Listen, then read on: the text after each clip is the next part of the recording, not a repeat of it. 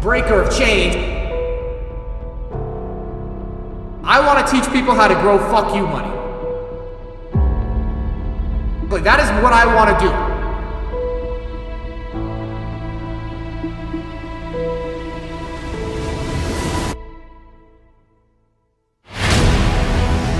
Because you are conditioned to not know how to grow money, save money, make money, or invest money for a specific reason. So that you always work your bullshit fucking job, your 9 to 5 for 35 fucking years, until you're too old to enjoy your life, just to be able to pay off a bunch of goddamn interest and a bunch of debt that you're stuck in, because it's a perpetual cycle where the rich get richer and you are feeding into it. So what I want to do as the mother of DJs is that I'm here to teach you guys how to not get caught in that fucking cycle and not have to do this shit. Y'all getting rich today. Oh, there it goes.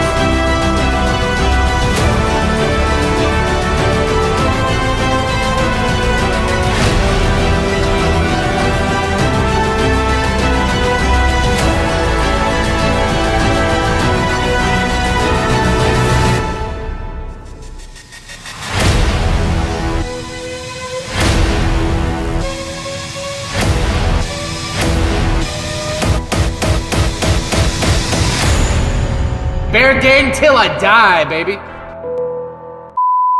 I was just going to say you're absolutely correct. 2020 has seen a massive influx of younger people trading as well, between having applications like Robinhood and some of these other international ones being so accessible. A lot of people being at home, and then with the stimulus checks, especially here in America, everyone had all this extra money that they're sitting around at home. They like, well, the stock market, I can make money. I see all these people making money. I can do it too. And I've seen that a lot of people have gotten interested. I've also seen a lot of people jump in a little too quickly. Kind of like they say, don't dive in the shallow end of the pool. And I've kind of seen a lot of people do that and get wrecked. But those that, want to ease into it and learn the right way have been very successful, especially with the rebound in stocks. So actually, I gave up on Tesla to invest everything on BA. Like, I gave up Google, I gave up everything. Like Google was my first stock, and so I invested everything in BA. And what's your opinion about my move? First opinion would be never go all in on anything. Obviously, generally speaking, you don't want to have all your eggs in one basket, because if you're right, it's great, but if you're wrong, there's no parachute there. Boeing, in my opinion, everything I say is just my personal opinion. I'm not giving financial advice. I'm not telling anybody what they shouldn't do, or what will or will happen. In my opinion, Boeing will eventually come back. Planes aren't going to go anywhere. 33% of Boeing is military contracts, and there's a lot of military stuff around the world. It could be a while until Boeing gets back to where it was, but it will get there eventually. We're not going to see Boeing go out of business. But depending on where you got in, you may want to reconsider the next amount of money you put in to diversify a little bit, because while some stocks go down, some go up, and depending on where we're at in time with this is what's important. Recently I also invested in cryptocurrency, Bitcoin, what do you think about that, like jumping into Bitcoin? Because I've seen a lot of people always say buy Bitcoin.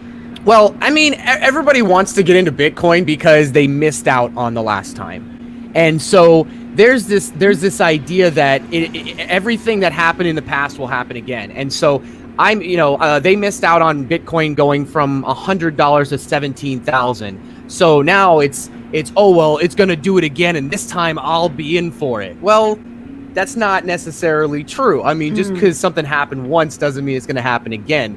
And I think the idea of what cryptocurrency is, it's getting the government out of my pocket, and it's fluctuating. I'm going to be the next Bitcoin billionaire because I saw some guy on Instagram with a Ferrari all in on Bitcoin. Okay. And yeah, I mean, Bitcoin can run up 25% in a day, but it can also drop 25% a day. There's nothing to stabilize it. So it's just, it's more luck than anything, right? Like, for example, let's say you dated somebody and it was great and, it didn't work out in the end. You can't spend the rest of your life trying to chase back that relationship. It's gone. Enjoy it for what it was. Move on to the next one. You can't spend the rest of your life trying to think, man, I'm gonna go back and get that ass. You know what I mean? It's gone. It's gone. Okay. They're married. They got a kid. They don't know who you are. You know what? Just be happy you had sex, kind of thing. That's what I tell my guys. Same thing. You know what? Enjoy for what you had and then move on to the next one. You can't spend the rest of your life chasing it. That's called FOMO.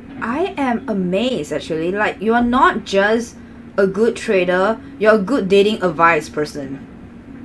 You can do both, I have regrets. Okay, so We all have regrets. Okay, all right. Okay, so when you talk about regrets, like, what regrets are you talking about for you? Like, you mentioned that. I don't like to look at regrets. I tell my guys all the time, if they had a bad day, they'll say to me, Stocky, I'm down $3,000. I'm like, no, you're not. You're at even. Because whatever you lost yesterday is gone. You can't get it back. Now, you can take what you have and make more with it, but you're never going to get back what you lost. Okay, no one's going to give you that money back. So every day when you open up your trading account or your brokerage or your investment portfolio, that's how much money you have, and you're even. You're not up, you're not down, you're even. So that's what you have. Now, stocks go back up, right? I know people who bought stocks, watched my show for 2 years. Wow. And they bought their first stocks and invested their first time on February 20th of 2020. 4 days later, the greatest single short-term crash in 100 years happened. But they held, and they bought more on the way down, and now they're very profitable. So you're never going to time it right. And stocks will go back up for the most part. So it's one of those things where you can't live in the past. If you live in the past, you spend the rest of your life regretting things and making decisions, trying to fix what you messed up, and you never look forward and ahead of you. Interesting. But when you first started trading, right, do you have more loss than wins? Like, Absolutely. like pretty? Oh, no. I lost. I blew up 5 total accounts the first 5 years I traded.